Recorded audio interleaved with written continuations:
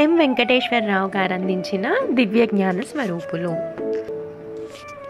మనిషి మనుగడకు మూలం ధర్మం. దానికి అనుగుణంగానే ప్రకృతి ప్రవర్తిస్తుంది. యుగ యుగానికి ధర్మం ఒక్కో పాదం కోల్పోతూ వస్తోంది. కృతయుగంలో మనిషి ఆయుష్ 1,00,000 సంవత్సరాలు, పొడవు 32 అడుగులుగా ఉండేది అంటారు. గాలిలో కాలుష్యం, మనుషుల్లో కల్మషం లేవు. మానవులు దేవతలు కలిసే దివ్యజ్ఞాన స్వరూపులుగా జీవించేవారు. సత్యం, దయ, దానం, తపస్సు లక్ష్యాలుగా జీవించేవారు. శ్రీమన్నారాయణుడి సర్వోన్నత దైవంగా పూజలు అందుకుంటున్నాడు. ధర్మం 4 పాదాలపై నడిచేది. త్రేతాయుగంలో ధర్మం 3 పాదాలకు వచ్చింది.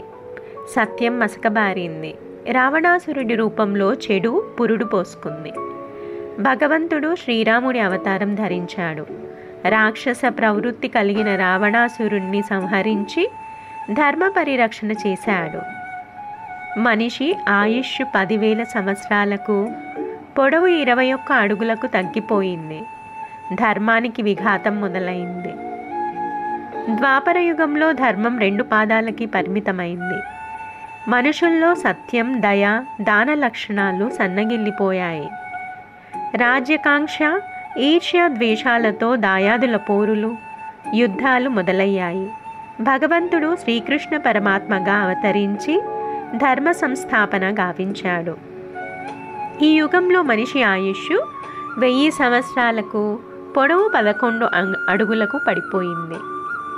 కలియుగంలో ధర్మానికి మిగిలింది 1 పాదం మాత్రమే. మనిషి స్వయం కృతాపరాధంతో 100 సంవత్సరాల ఆయుష్ను 60 సంవత్సరాలకు దిగజార్చుకున్నాడు. పొడవు 6 అడుగుల కన్నా కిందికి పడిపోయింది. మనిషి అత్యంత స్వార్థంతో పాతాళానికి దిగజారి తృప్తి లేకుండా బతుకుతున్నాడు. సుఖదుఖాలు, సంతోష విచారాలు, లాభ నష్టాలు, గెలుపోటములు, జనన మరణాల వంటి ద్వంద్వాల వలయంలో చిక్కుకుపోతున్నాడు. సుఖాన్ని కోరుకుంటున్నాడు కానీ కష్టానికి కంగారు పడిపోతున్నాడు. ఆనందిస్తున్నాడు కానీ విచారాన్ని భరించలేకపోతున్నాడు. లాభం తప్ప నష్టాన్ని అంగీకరించలేకపోతున్నాడు. విజయాన్ని ఆస్వాదిస్తున్నాడు కానీ ఓటమిని తట్టుకోలేకపోతున్నాడు. జననానికి పొంగిపోతున్నాడు కానీ మరణాన్ని ఊహల్లోకి కూడా రానివ్వడం లేదు. మానవుడిలో దానవ లక్షణాలు ప్రబలిపోయాయి. అంతా అధర్మమే, ఆశ్రిత పక్షపాతమే. మనిషికి భగవంతుడితో ప్రత్యక్ష అనుబంధం అంతరించిపోయింది. జనన మరణాలు అవిభాజ్యాలని, ఒకటి లేనిదే మరొకదానికి విలువ లేదని మనిషి గ్రహించలేకపోతున్నాడు. విచారం నష్టం, ఓటమి అపజయం, మరణం వంటివి తప్పించుకోలేనివని విస్మరిస్తున్నాడు. యుగయుగానికి తన ఆలోచనలను దిగజార్చుకుని పృథ్వీని పాపపంకిలంగా మార్చి భూమి రుజాగ్రస్తం కావడానికి మనిషే కారణమవుతున్నాడు.